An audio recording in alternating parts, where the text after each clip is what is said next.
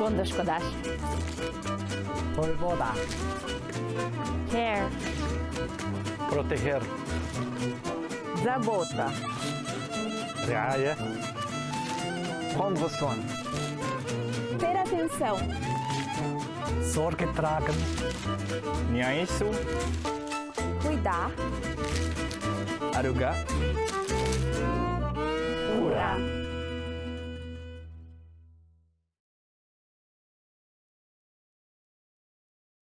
Benvenuti a tutti! Vogliamo inaugurare la settimana Mondonito in un modo molto speciale. Io sono Clara, vengo da Brasile. E io sono Miguel delle Filippine e con noi c'è Margaret Karam, la presidente del Movimento dei Focolari. Ciao Margaret. Ciao Margaret, grazie per essere qui con noi e dare via a Dare to Care, che è il titolo della settimana Mondonito 2021. Ciao anche a voi, sono felicissima di iniziare proprio il lancio di questa settimana Mondonito. Proprio un ciao a tutti. Margaret, qual è per te il valore della settimana Mondonito con questo contesto storico in quello che stiamo vivendo? Quali diresti che è il primo passo per iniziare a vivere una settimana così speciale? Veramente il valore della settimana Mondonito più che mai ha un valore grandissimo, proprio oggi.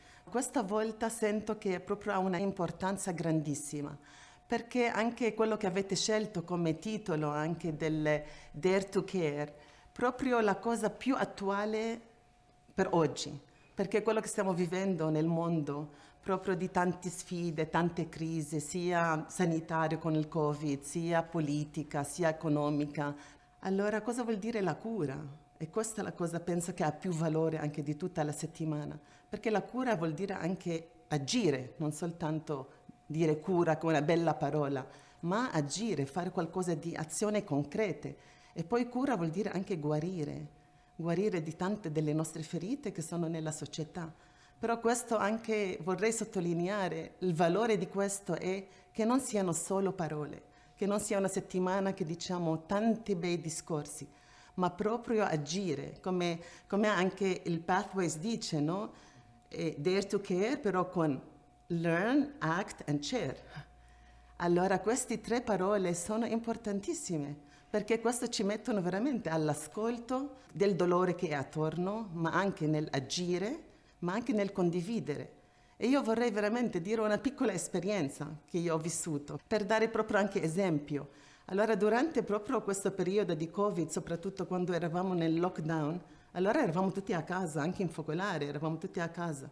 Allora abbiamo detto, ma cosa possiamo fare? Allora anche i nostri vicini, che io abito in un appartamento, un palazzo di 12 famiglie, e tutti erano così tristi, non uscivano, alcune anche erano persone anziane che non vedevano i loro nipoti, i loro figli. Allora abbiamo pensato di fare qualcosa, dei dolci per ogni famiglia. Siamo andati a ognuno dei vicini di casa, bussare alla porta con le mascherine e loro ci hanno aperto sorpresi che avevamo qualcosa per loro e hanno condiviso con noi tante della loro storia, della loro vita, dei loro dolori, della loro salute. E è stato un momento così bello che noi abbiamo detto valeva la pena fare un piccolo gesto, non bisogna fare grandi cose, ma proprio ognuno dove è, nella scuola, nell'università, nel quartiere, dovunque siamo, penso che piccoli gesti contagiano e ci aiutano a veramente condividere con le persone grandi cose. Grazie Margaret per questa esperienza concreta. In poche parole, cosa vuol dire Dare to Care per te? Di quale ambito della vita umana pensi che oggi sia urgente osare prendersi cura? Per me in questo momento osare prendersi cura ci vuole una parola e la parola è coraggio. Coraggio perché ci vuole coraggio per veramente prendere cura degli altri, perché noi tante volte abbiamo un po' di paura di rischiare, abbiamo paura che gli altri non capiscono i nostri gesti, perché forse pensano che siamo gente buona, gente che vogliamo fare del bene, allora forse ci deridono. E io dicevo a me stessa, ma quanto più attuale oggi la preghiera di Gesù proprio per l'unità, il testamento che lui ci ha lasciato, di vivere perché tutti siano uno, di vivere per la fraternità. Perciò per fare questo, in questo momento, abbiamo bisogno veramente di coraggio. E allora poi tu mi chiedi in quale ambito, io verrei da dire in tutti gli ambiti della società, a partire da quello politico, economico, sociale, ma in questo momento particolare che stiamo vivendo, direi proprio di osare di più proprio nel mondo sanitario, che possiamo proprio prendersi cura di tutti quelli che stanno veramente soffrendo di questa pandemia. E allora io dico, è possibile che non possiamo veramente vivere perché tutti possono essere curati in tutto il mondo, no? E trovare proprio la cura giusta, di trovare questa uguaglianza fra tutti i popoli. Io so che nel movimento anche i giovani vogliono lanciare questo vaccino per tutti, allora io auguro che vada in porto perché veramente possiamo dare anche a tutti la dignità di vivere come figli di Dio e sentirsi uguali, non chi è povero non ha niente, chi è ricco può avere tutte le facilità. Allora questo è l'ambito che sento più urgente in questo momento.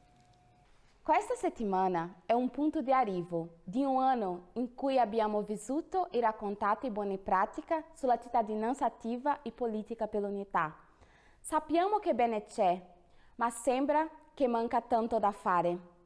Margaret, cosa possiamo fare per essere questi cittadini attivi capaci di questo amore per le nostre comunità? E cosa diresti a quello che sono impegnati nell'azione politica? Guarda, questa domanda mi mette un entusiasmo grandissimo, perché io da sempre ho pensato quanto è importante la politica. Infatti, da quando ero piccola, che io sono nata in Terra Santa, ho pensato, quando sarò grande, voglio impegnarmi in politica, perché vedevo quanto la politica è importante per risolvere tanti dei nostri problemi nel mondo. Io veramente invito tantissimi giovani a poter veramente impegnarsi e so che tanti di voi sono impegnati in tantissimi luoghi anche di politica, nei comuni, in tanti posti anche importanti e so che non è facile questi ambiti proprio, però per quello dobbiamo non aver paura di anche testimoniare il tesoro che abbiamo e di veramente dare i valori etici che abbiamo imparato anche dal carisma di Chiara, perché abbiamo anche la tecnica, abbiamo l'arte di vivere la politica. E Chiara aveva detto che la politica è l'amore degli amori. Anche adesso, durante la settimana Mondo Unito, ho visto dal programma che ci sono tanti webinar, tante cose anche nel mondo politico, nella cittadinanza attiva. So che avete fatto tante esperienze anche in tutto il mondo, positive. E allora sarà proprio di creare questa mentalità, questa cultura che vogliamo anche vivere nella politica, cultura della cura, la politica come strumento di poter risolvere tanti conflitti nel mondo. Io ci credo in questo e i giovani hanno un ruolo importantissimo. Anche noi crediamo. Sì. Margaret, c'è una settimana Mondo Unito che hai vissuto e che ti ha toccato particolarmente? Sì, quella che mi ha toccato di più era la settimana Mondo Unito del 2013, perché era fatta in Terra Santa e a Gerusalemme. Sono venuti lì più di 100 giovani di vari paesi del mondo, rappresentanti di vari paesi del mondo, e il titolo di quella settimana era Essere ponti.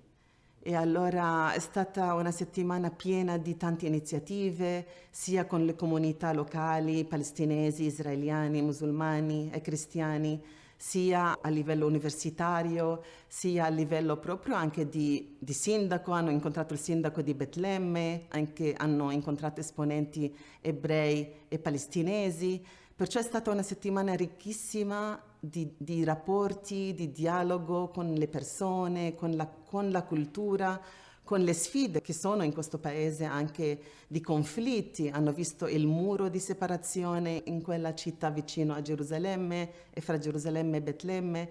Perciò era una settimana Mondo Unita vissuta proprio nelle spaccature in tutti i sensi e nei conflitti forse in un paese che c'è ancora, no?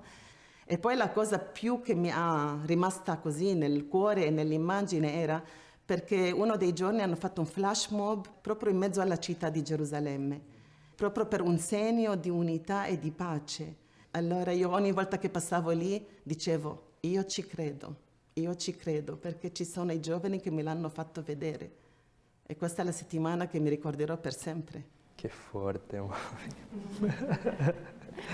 Grazie mille per questo incoraggiamento. Ma con la pandemia, il distanziamento, la crisi economica, c'è il rischio di perdere la speranza. Cosa diresti in questa situazione? Sì, è facile perdere la speranza, anche essere scoraggiati, perché è troppo forte. Veramente, io dico, come puoi dare speranza a qualcuno che ha perso un parente, o che ha perso un papà, ha perso una mamma, ha perso un fratello? È difficile. Dobbiamo veramente attingere a questa speranza dentro di noi, prima di tutto, perché penso che questa speranza non è una cosa che ci viene umanamente, perché umanamente ci viene da proprio piangere, da scappare, però io dico, ma questa speranza io la posso avere solo nella mia fede in Dio. E questa fede in Dio è nella preghiera che io posso aumentare questa fede, e questa preghiera penso che mi dà a me la speranza, e vorrei che tutti i giovani possano avere questa forza di credere che la preghiera è molto potente e ci fissa in Dio e ci dona anche veramente la forza di poter essere anche segno di speranza a chi vicino a noi soffre. E le persone, se vedono questo in noi, anche senza parole, veramente senza parole, sentono che c'è qualcuno vicino che li vuole bene con il cuore. Io mi ricordo anche in questo periodo, anche che eravamo nel lockdown, una persona molto vicina anche a me, così vicina a casa, un giorno mi ha chiamato dopo quasi 3 settimane chiusa, perché lei vive da sola, e piangeva, diceva io non ce la faccio più, sono proprio depressa. E io l'ho ascoltata per un'ora intera, no, al telefono, dicevo era l'unica cosa che potevo dare, no? E poi, insomma, ho cercato ogni giorno di fare una piccola chiamata, un piccolo messaggio WhatsApp per dire noi siamo con te e non scoraggiarti, devi continuare a avere coraggio che non sei da sola. E questo le ha aiutato tanto a sentire che c'è qualcuno con lei che vive in questo momento. Margaret, vuoi invitare chi ci sta seguendo a partecipare e seguire gli eventi della Settimana Mondo Unito? Ma certamente, certamente io vorrei proprio invitare tutti, perché la Settimana Mondo Unito, anche se è preparata dai giovani, ma non è solo dei giovani, è di tutti noi del movimento di Focolare, ma non solo, è di tutti quanti che possiamo anche invitare a partecipare, perché so anche dal programma che è così pieno di iniziative, le più varie, anche c'è l'economia di Francesco, c'è le cose anche che ho detto prima, la politica, ci sono tante azioni anche concrete di tutto il mondo, anche dei giovani, ci sono anche attività interreligiose, ecumeniche, perciò è una settimana ricchissima. Allora io vorrei invitare tutti a non perdere questa occasione, perché sarà un grande arricchimento, veramente, sia spirituale, ma anche sia proprio per mettere in concreto quello che è il titolo, cioè osare prendersi cura, dare to care, perché è proprio lì che noi impariamo, condividiamo e anche prendiamo cura, cioè è proprio questo, no? Learn, act and share. Learn, act and share. Allora io penso se noi partecipiamo a questa settimana Mondo Unito, veramente impariamo tanto, ma non solo impariamo, ma proprio riusciamo anche a agire, perché è quello che noi vogliamo fare, no? Ed è bello questo, perché così ci sentiamo anche tutti quanti veramente uniti in questa cosa e possiamo dare veramente al mondo una grande speranza. Grazie per questo forte incoraggiamento per iniziare questa settimana. Grazie, grazie.